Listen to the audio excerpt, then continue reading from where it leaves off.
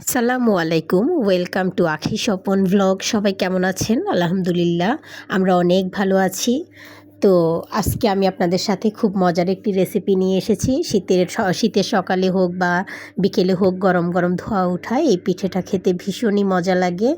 তো এটা আমি আরও স্পেশাল করে বানাই আমার মতো করে, আরও বেশি টেস্ট হওয়ার জন্য। তো আমি প্রথমে চালের গুঁড়ির আটা নিয়ে নিয়েছি, আর নিয়েছি মানে চালের গুঁড়ো, আর নিয়ে ওটা ছিল ডিপ ফ্রিজে রাখা, তো ওটাকে নর্মাল করে নিয়েছি। আর এর মধ্যে দিয়ে দিয়েছি পরিমাণ মতো লবণ, আর দিচ্ছি লিকুইড মিল্ক, একটু একটু করে অ্যাড করছি। তো লিকুইড মিল্কটা দিয়ে আমি এটাকে ভালোভাবে দেখছি যে আর লাগবে কি না, পানি মেশাতে হবে কি না, বা লিকুইড মিল্ক লাগবে কি না। তো এই পর্যায়ে দেখলাম যে একটুখানি লাগবে, এজন্য আমি একটুখানি পানি নিয়ে নিয়েছি আর ওটা অ্যাড করছি। তো অ্যাড করে ভালোভাবে চেক করে নিতে হবে, ভালোভাবে হাতের মুঠো নিয়ে চেক করতে হবে যে এই মাখানোটা ঠিকঠাকভাবে হয়েছে কি না। এই মাখানোটা অবশ্যই ঠিকঠাক হতে হবে, না তা না হলে পিঠেটা হবে না। বলছিলাম ভাপা পিঠের কথা, এতক্ষণে নিশ্চয়ই সবাই বুঝে গিয়েছেন। তো আমি এটাকে একটু একটু পানি দিচ্ছি, দিয়ে আবারও চেক করছি যে ঠিকঠাক হচ্ছে কি না।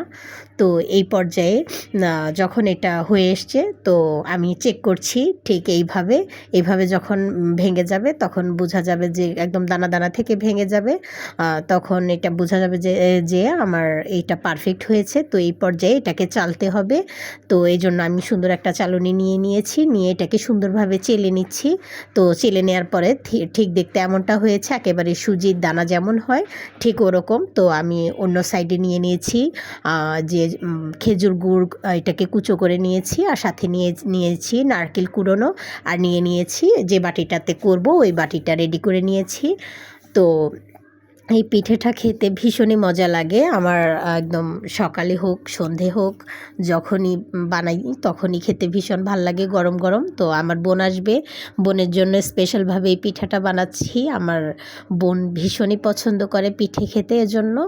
তো প্রথমে কিছু চালের আটা দিয়ে দিয়েছি, তারপরে এর মধ্যে নারকেল কুড়োনো দিয়েছি, তারপর দিয়ে দিয়েছি বাটা যে খেজুর গুড়টা আছে সেটা। তো এইভাবে একে একে লেয়ারিং করে নিয়ে পিঠেটা রেডি করে নিয়েছি। আর অন্য পাত্রে আমি পানি ফুটতে রেখেছি। তো এই পর্যায়ে পানিটা যখন ফুটে উঠেছে আর বাষ্প বেরোচ্ছে, এই পর্যায়ে আমি সুন্দরভাবে একটা একটা করে পিঠে দিচ্ছি আর ওয়েট করছি পিঠেটা হওয়ার জন্য। এক একটা পিঠে হতে একদম 2-3 মিনিটের মতো লাগছিল, বেশি সময় লাগছিল না। তো ঠিক এইভাবেই বানাচ্ছি আমি, যে প্রসেসটা দেখছেন ঠিক ওভাবে। তো খুব শর্টকাটে হয়ে যায়। তো আমার বোনের মেয়ে, আমার ছেলে, আমার হাজব্যান্ড, আমরা সবাই মিলে ভীষণ মজা করে এই পিঠেগুলো খেয়েছি। সবাই দেখে ভীষণই খুশি হয়েছে। একেবারে ধোয়া ওঠা গরম গরম পিঠে আমি সার্ভ করেছিলাম ওদেরকে। তো এইভাবে যদি আপনারা বানান তাহলে অবশ্যই পিঠেটা পারফেক্ট হবে। আর লিকুইড মিল্কটা যদি অ্যাড করেন টেস্ট অনেক গুণ বেড়ে যাবে।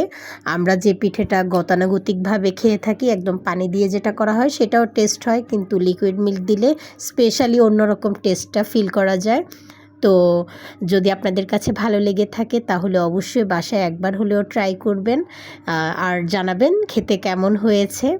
আর আমার রেসিপিটা যদি আপনাদের কাছে ভালো লেগে থাকে তাহলে অবশ্যই একটা লাইক করবেন, কমেন্টস করবেন আর শেয়ার করবেন, আর সাথে ফলো বাটনে ক্লিক করে আমাদের পাশেই থাকবেন। রেসিপিটি দেখার জন্য সবাইকে অসংখ্য ধন্যবাদ।